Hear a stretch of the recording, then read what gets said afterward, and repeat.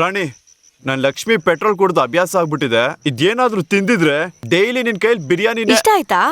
ಇಷ್ಟ ಆಗಿದ್ಯಾನಾ? ನೆನೆ ಒಂದು ಕನ್ಸು. ಅಲ್ಲಿ ನೋಡಿದ್ರೆ ನನ್ಗೆ ಪ್ಲೇಟ್ ಅಲ್ಲಿ ಬಿರಿಯಾನಿ ಕೊಡ್ತಿದ್ಯಾ. ನಾನು ಅದನ್ನ ತಿಂತಾನೇ ಇದ್ದೀನಿ. ದೊಡ್ಡ ದೊಡ್ಡ ವ್ಯಕ್ತಿಗಳೆಲ್ಲ ಬರ್ತಾವ್ರೆ. MLA, ಮಿನಿಸ್ಟ್ರು, ಯಶು, ಸುದೀಪ್ ಎಲ್ಲಾರು ನಿನ್ ಬಿರಿಯಾನಿನೇ ಕೇಳ್ತಾವ್ರೆ. ಆದ್ರೆ ನೀನ್ ನೋಡಿದ್ರೆ ಹೊರಗಡೆ ಹೌಸ್ಫುಲ್ ಬೋರ್ಡ್ ಹಾಕಿ ನನಗ್ ಮಾತ್ರ ಬಿರಿಯಾನಿ ಕೊಡ್ತಿದ್ಯಾ. ಆದ್ರೆ ಅಂಗಡಿ ಮಾತ್ರ MG ರೋಡ್ ಅಲ್ಲಿ ಇದೆ. ಅಲ್ಲಿ ತುಂಬಾ ಬಿರಿಯಾನಿ ಅಂಗಡಿ ಇದ್ಯಾ? MG ರೋಡ್ ಗೊತ್ತಿಲ್ವಾ? ಆಹಾ. ಚಿನ್ನಸ್ವಾಮಿ ಕ್ರಿಕೆಟ್ ಸ್ಟೇಡಿಯಂ ಇದೆಯಲ್ಲ, ಅಲ್ಲಿಂದ ಸ್ಟ್ರೈಟ್ ಹೋಗಿ ಲೆಫ್ಟ್ ತಗೋಬೇಕು. ಚಿನ್ನಸ್ವಾಮಿ ಸ್ಟೇಡಿಯಂ ಗೊತ್ತಿಲ್ವಾ? ಲಿಡೋ ಥಿಯೇಟರ್ ಹತ್ರ. ಓ, ಲಿಡೋ ಥಿಯೇಟರ್ ಗೊತ್ತಿಲ್ವಾ? ಅದೇ ಬೆಂಗಳೂರಲ್ಲಿ ಸೂಪರ್ ಥಿಯೇಟರ್. ನಮ್ಮೂರಲ್ಲೂ ಥಿಯೇಟರ್ ಇದೆ. ಯಾವ ಥಿಯೇಟರ್? ಎಂಜಿಲ್ ಹೋಗಿತೀರಾ, ಆಮೇಲೆ ಮಣ್ಣು ಹಾಕಿ ಅದ್ರ ಮೇಲೆ ಕೂತ್ಕೋತೀರಾ. ಅಲ್ಲಿ ಪ್ರಕಾಶ್ ರಾಜ್ ಮಾತಾಡಿದ್ರೆ ರಮೇಶ್ ಮಾತಾಡ್ದಂಗ್ ಇರುತ್ತೆ.